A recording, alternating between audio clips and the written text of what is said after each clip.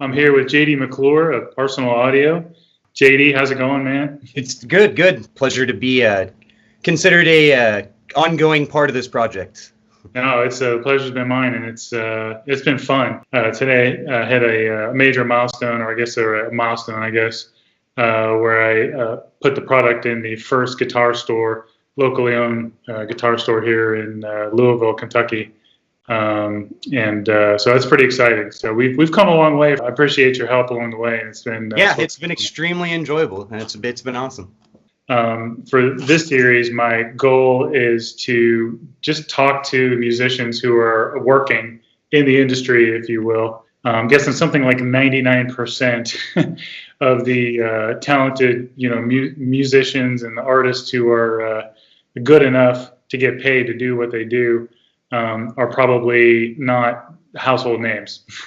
Yeah, right. Probably not. Nor they're in the background. So the goal of this series is just kind of talk to some different folks, different walks of life, just get to know them and kind of their story, and maybe just kind of learn from their experience and whatnot. So maybe just to start off, just to ask you a little bit about kind of your background, how you got started in music. Give us a little bit of kind of background and context on you. Yeah. Okay. Well, I guess initially what got me into music in general, before playing any instrument stuff, it just goes back to my parents. Riding, I just remember earliest memories riding on long road trips to go fishing with my father, listening to bands like Metallica and stuff like that. And even at that early age, it had a huge impact on me. And I gained an interest on how is it possible to create these things. So from that point on, my first musical experience, I joined choir in, I think it was fourth grade. So 4th through 6th grade, I did choir at Fig Garden Elementary School in Fresno, California. Got my first taste of praise for having some sort of musical ability. I guess that's when I first found out that I actually might be able to do something with this. From the get-go, I a couple years in a row won the most outstanding choir student of the year award. There was an individual award for a male and female for each grade every year. So that I didn't even know you were a singer. Yeah, a lot of people didn't know or don't. See, I've been doing this stuff for so long. There's just been so many chapters, if you will. Yeah. But so I started singing, and when all this was going on, there was a close friend of mine named David.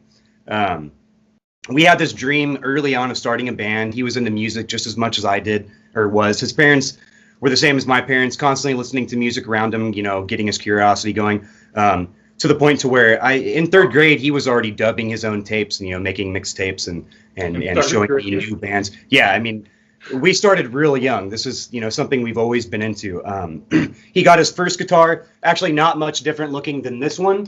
It's just a simple black guitar, but it had a built-in speaker in it, okay? Just total piece of junk, probably a Sears or Target catalog sort of a thing, okay? And I started out playing the drums before ever playing guitar, but I actually started out with multiple size ice cream buckets with different amounts of water filled in them. I lived in an apartment complex at the time. Drum set was pretty much out of the question. My parents, there's no way. They explained the whole thing to me.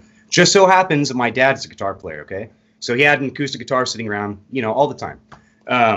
So, hey, that was my next option, right? That was the easiest thing. That was the most available thing. So started picking that up a little bit.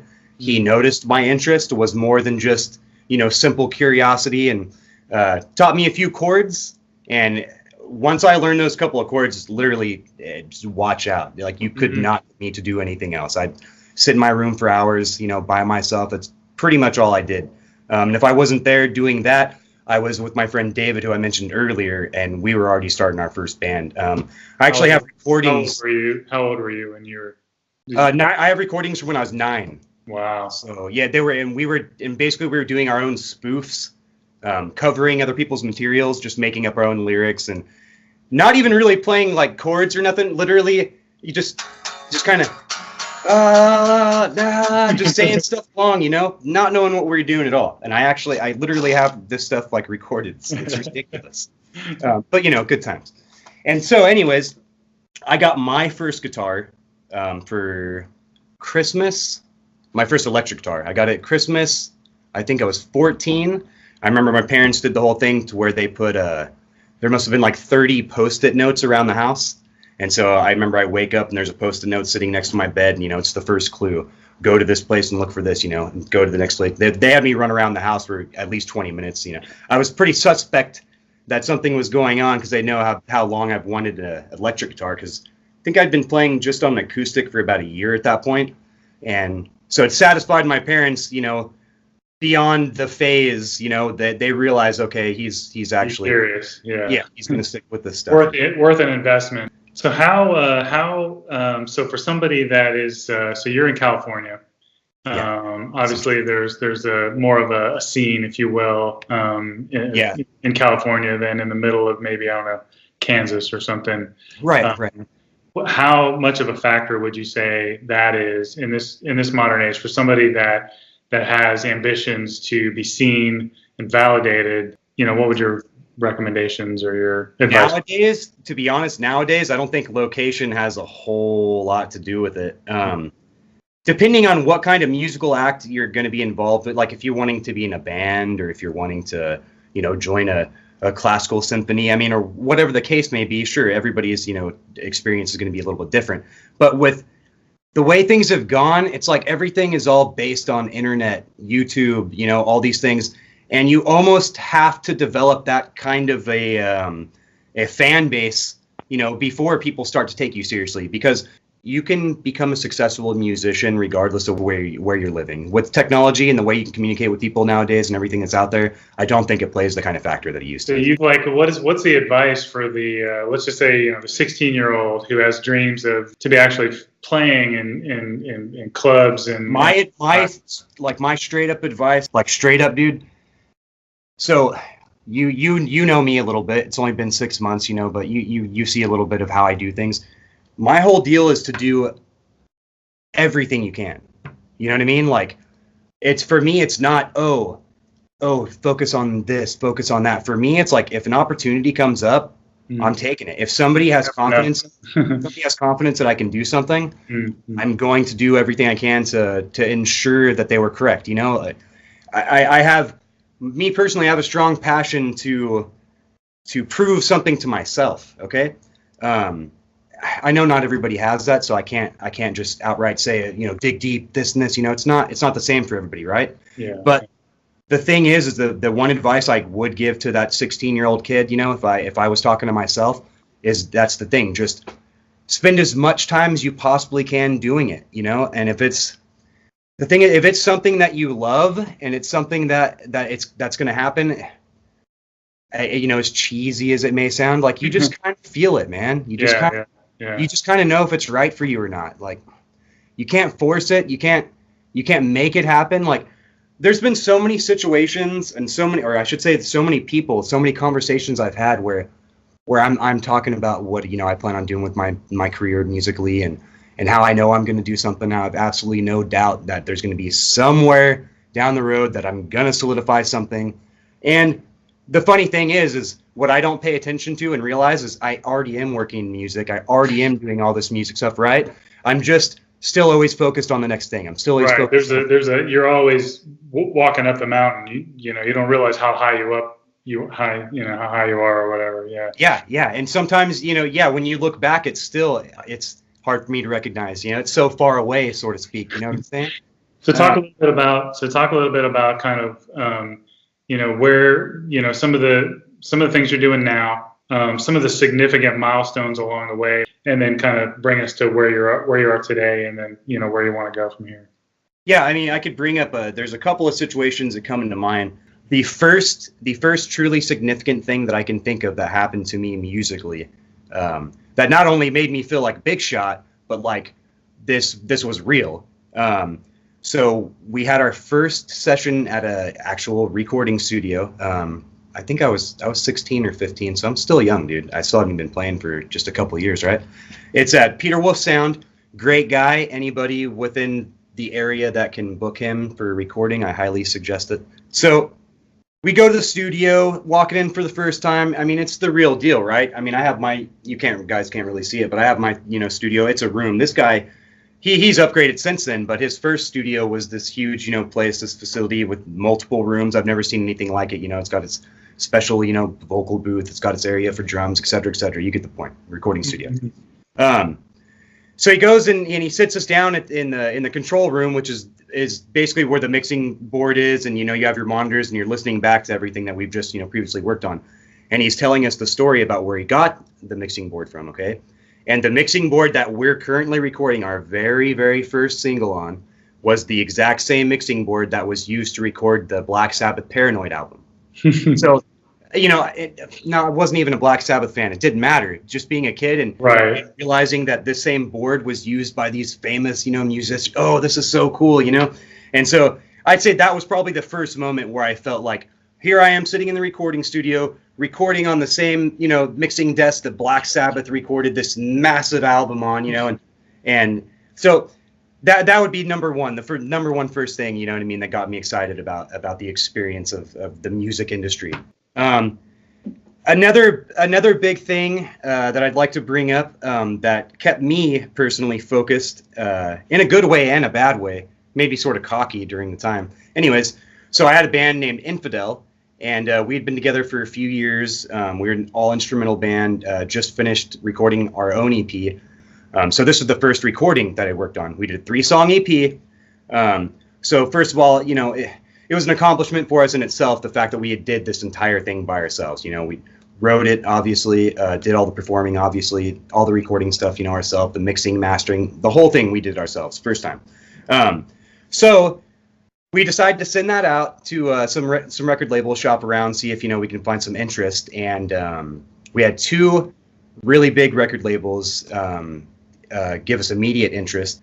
We're in the middle of working out details, and he said that he needed to contact the main branch in Germany to basically get the okay on everything and get the paper signed. So a day or two later, we get a call back from him, and apparently the German branch was not okay with signing us as an instrumental band. Okay, so big blow. We like you guys, we're into signing you, but basically you're gonna have to make a major change, right? And so I'll tell you, in hindsight, I wish I would have just got a singer, but the end of the story is we decided to just continue with what we were doing. That band actually ended up breaking up. So I guess that was the end of that deal. So you could go online and see some of the music that you created still. Oh yeah, there's an Instagram and Facebook. We went back and remastered it and made it better, and a buddy of mine did some artwork for it. Now it's available on iTunes and stuff. You can find it. Cool. I'll put links to that in this video comments or whatever to make sure we get all that. So take us fast forward to today. You're actually preparing to play at NAMM. Right? Yes. Extremely excited and also nervous as I talked before. The song that you're playing at NAMM, can you just talk a little bit about that? I'll also put a link to that. Can you just talk a little bit about that song and Yeah. Okay, so at NAMM, I was invited actually by my endorsement, TTM Guitars. They're having it's basically like a behind-the-scenes party for everybody involved with TTM, right? So it's called the TTM NAMM Jam, and they invited me and quite a few other guys, as far as I know. It's kind of like a showcase of the musicians involved with TTM, sort of a thing. Skate Now was a song that actually I'd had in the works for a while. It is actually a track that has been dedicated to my late brother-in-law, Eric Halverson. Unfortunately, we lost him in a motor vehicle accident. It was a dirt bike accident. I wanted to do something to, help us all remember him and just kind of, him being so young and so close to everybody, it was just, and so sudden, it was a hard blow, It took me a little while to get things put together, but mainly this whole thing was done for the family. So we did a video of it, and it's a skate video / playthrough where it has me, playing the guitar, and it has clips of Eric skating, which, it's not the most high production thing in the world, but I think it came out fantastic. All the family members love it. And what it really comes down to, that's who it was for. That's awesome. It still is, and I'm glad other people enjoyed it. You know, that's the great I'll put a part. link. Definitely put a link to that, and I'll put a link to also the song that I really kind of keyed in on, the unnamed song. Yeah, that's what's the old Infidel. It used to be song. It was song 7 back in Infidel. Like I told you, we were instrumental. So kind of like classical music, it would be like Opus 1, Opus 2. That's how all of our songs were. It was just song 1, 2, 3. So that song in particular that you like was just was always just known as song 7. Yeah, I love that song. It's you did a dedicated video for that using the Leap series pick. And one more piece of music that's close to my heart is the stinger or the audio you did for the logo animation.